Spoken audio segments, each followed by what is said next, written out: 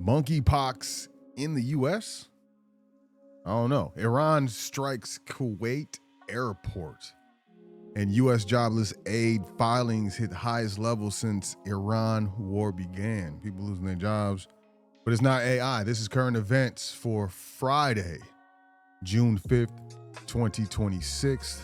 This is the foundation where we understand incorrect information incorrectly applied can get you hurt.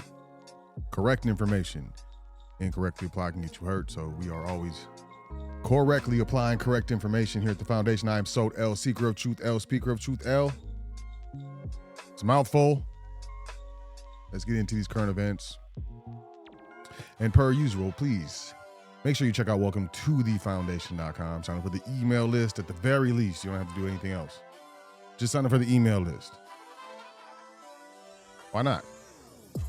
Let's check out silver. Silver currently. That's silver right there. $67.88. Market is currently closed.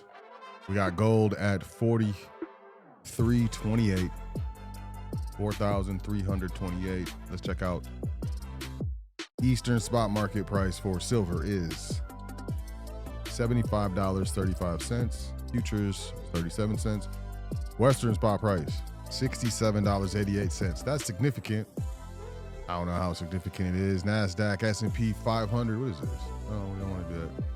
S&P 500 suffers worst day of the year as AI stocks tumble and Fed rate hike odds rise. Look, AI takes your job and then takes out your stock market. Investors sold stocks, bonds, Bitcoin, and gold today after strong jobs data raised odds for Federal Reserve interest rate hikes, and Wall Street wrestled with weakness in AI stocks.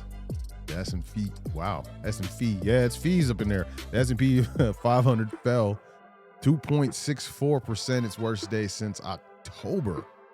The index fell into the red for the week and snapped a 9-week winning streak.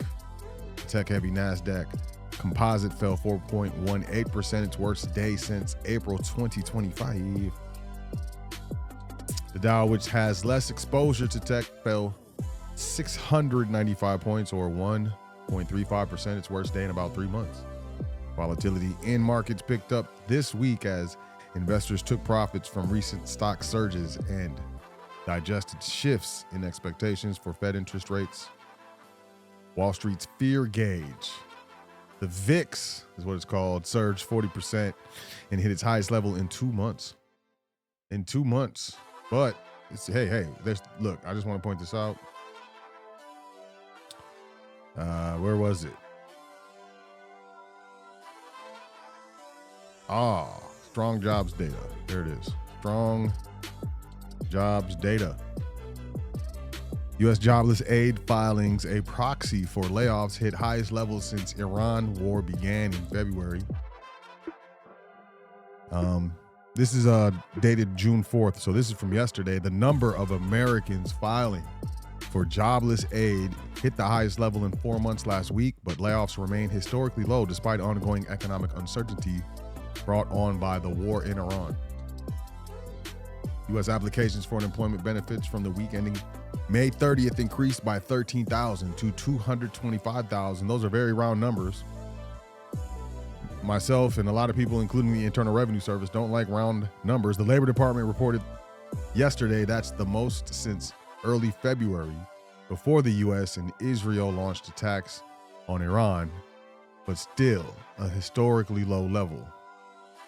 If you say so, weekly filings for unemployment benefits are considered a proxy for U.S. layoffs and are close to a real-time indicator of the health of the job market.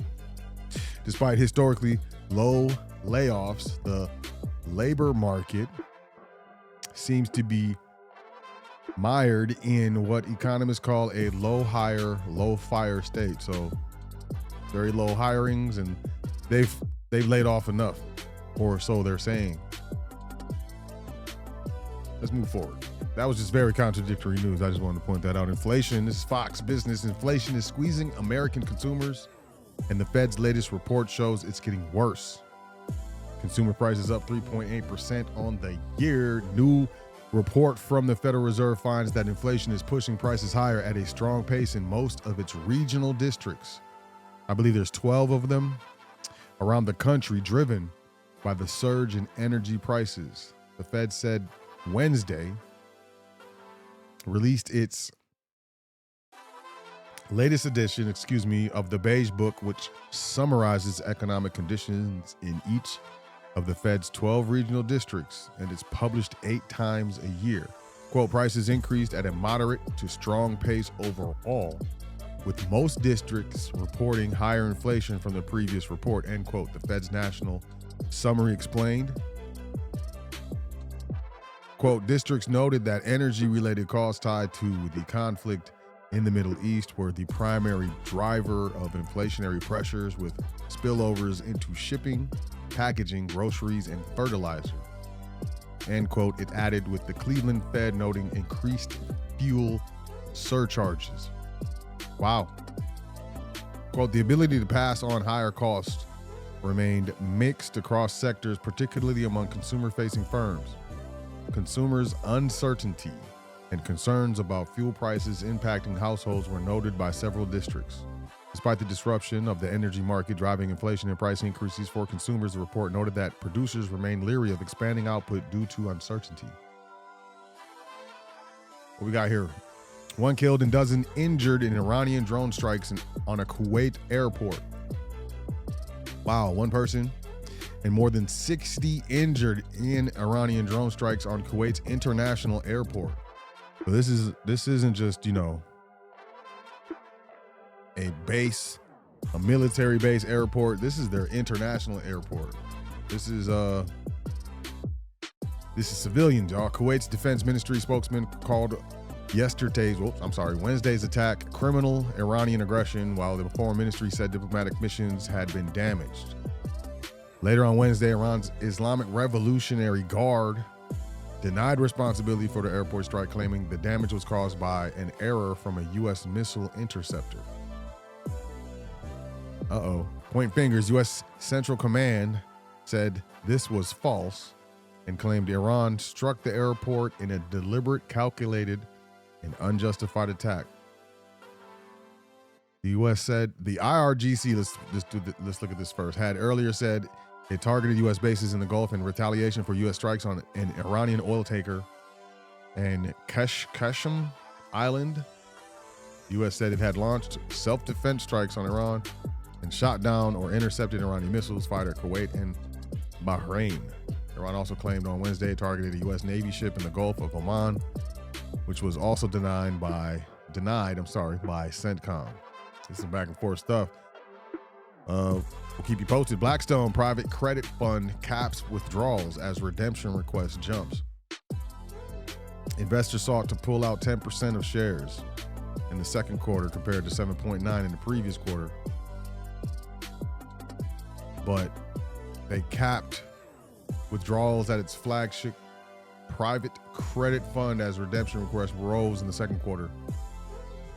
So yeah, they're saying, hey man, while most fund managers had capped redemptions at 5% in the first quarter, Blackstone raised the threshold to pay back all the money requested. The company and some employees pulled money to help meet all the redemption requests. The attempts to cash out indicate wealthy individuals are continuing a recent retreat after many years of piling into funds that give them exposure to assets that rarely trade. I mean, I can see that can be true, as well as that being cover. I guess, some assets that rarely trade, I guess they would be pretty stable in their, their price value. But who knows? Look, United States Attorney's Office, Eastern District of Michigan. So this is not a new site. This is the actual justice.gov. Feds charge foreign nationals working at the National Institutes of Health with smuggling monkeypox into the United States and lying about it. This was June 2nd. This was Tuesday. This was Tuesday. Vincent Munster and Claude Quay, both researchers with the National Institutes of Health at the Rocky Mountain Laboratory, were charged today in a criminal complaint with conspiracy to smuggle monkeypox into the United States and giving false statements to federal law enforcement. United States Attorney Jerome F. Gorgon Jr.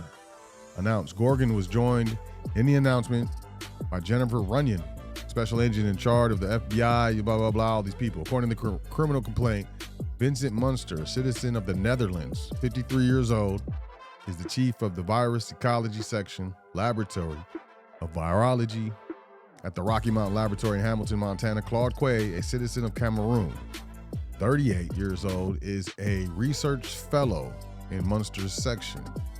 The work of both men is focused on emerging viral pathogens and how those pathogens cross the species barrier. Why? But okay, they work at a biosafety level 4 laboratory, which employs the highest level of biosafety precautions for scientific research of known and potential human pathogens.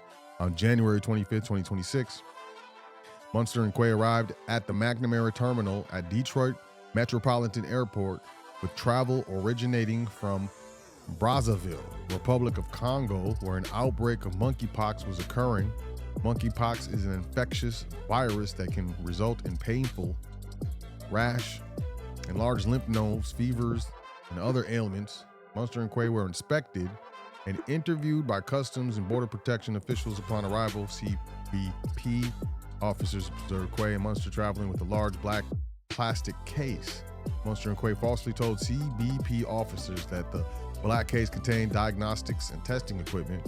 A subsequent investigation by CBP and FBI agents revealed that the case actually contained 113 vials of styrofoam coolers. As of the date of the complaint, the FBI has tested 20 of the 113 vials. 17 of them contained deactivated monkeypox virus. 1 contained the chickenpox virus, and 2 contained only human DNA. What are y'all doing? Crossing chickenpox with monkeypox and humans, man? Quote, "We have zero tolerance for anyone who attempts to exploit our research framework, circumvent our border enforcement processes, or deceive investigators," said CBP Director of Field Operations Marty C. Rabin. Wow, y'all. Wow. Moving on. Chicago Bears move forward with plan for new stadium in Indiana. Hammond specifically. The Chicago Bears made their biggest step yet toward moving to Indiana after the team's board of directors voted today to build a stadium in Hammond, although it's still not a done deal yet. Well, I mean, if you're building a stadium, I don't know if you're keeping up with this. I remember the 84, you know that, what is it, 84, 85? I was super, super duper young. Drastically young. But I remember, you know, my pops, my uncles and stuff. Man, Dallas Cowboys and Bears was the teams. Otherwise, you might get thrown somewhere. But this is, so it's no longer going to be the Chicago Bears. It's going to be the Hammond Bears or the Indiana Bears. Are there Bears in Indiana? Probably, right? Some places. I don't know. FAA investigation. That guy's insane. FAA investigates airspace incident involving JetBlue flight and unidentified aircraft. Federal aviation officials, this is in Florida, are investigating an incident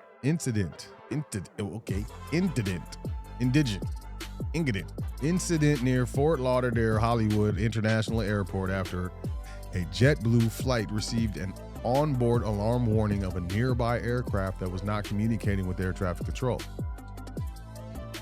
Flight 256 JetBlue safely landed after receiving the alert at approximately 6:15 p.m. local time on June 1st, the FAA told Fox Business. The agency said required separation between aircraft was maintained throughout the incident. The air traffic control recordings reviewed by Fox Business appear to show controllers monitoring the unidentified aircraft as it maneuvered near arriving commercial traffic. At one point, a controller advised JetBlue Flight 1256 that Mad Max appeared to be south of the aircraft and was no factor. Moments later, the controller added, "That guy's insane." You got an unidentified aircraft just flying around. Coinbase to launch token backed mortgage down payments this summer. Oh man, here it comes. Ooh. In a Thursday notice, that was yesterday. Coinbase and its partner, Better Home and Finance, said the mortgage structure plan launching by summer 26 will allow borrowers to initially use Bitcoin or USDC as collateral for loans to fund down payments for homes. That's how you know Bitcoin is, it's so part of the system. You can't say it's not. The initiative, first announced in March, represented a significant shift in companies allowing digital assets, I was going to say digital money, but digital assets to be used for financing houses, man. Oh, this just feels weird. Maybe I'm too uncool. I'm too much of an unk, but quote, we're excited to expand access to all qualified borrowers to fix an ongoing issue. Buyers who qualify on average measure that matters, but cannot clear the down payment hurdle because their wealth isn't where the system expects to find it. This isn't a niche thing. It's what everyone is going to do once most financial assets are tokenized. It's just a better way to buy a house. The move by Coinbase and Better followed U.S. regulatory agencies under the Trump administration being friendlier to crypto companies and more accepting of digital assets integrated with traditional finance. In June 2025, the U.S. Federal Housing Finance Agency, FHFA, directed Fannie Mae and Freddie Mac to consider crypto as an asset in mortgage risk assessments without requiring a conversion into fiat. Other mortgage lenders have made similar moves. In February, New Res began allowing borrowers to use their cryptocurrency holdings to qualify for a mortgage application. Oh, you're gonna report your crypto? The whole point of crypto was to not be in the system. I don't know, or maybe it's not. Maybe everything has shifted. The landscape has shifted. By political speak, the ever shifting landscape of what people think is private and people do not think is private. I think this is crazy. You guys think this is crazy? I think it's crazy. I would love to hear your thoughts. You can leave a comment or not. But with that being said, y'all enjoy yourself. Take care of yourself. Make sure you say 10 things that you're thankful for before you go to sleep tonight. Every night is very important. Y'all thankful for the crypto? And I'll catch y'all next week on current events. Enjoy your weekend, y'all. Peace.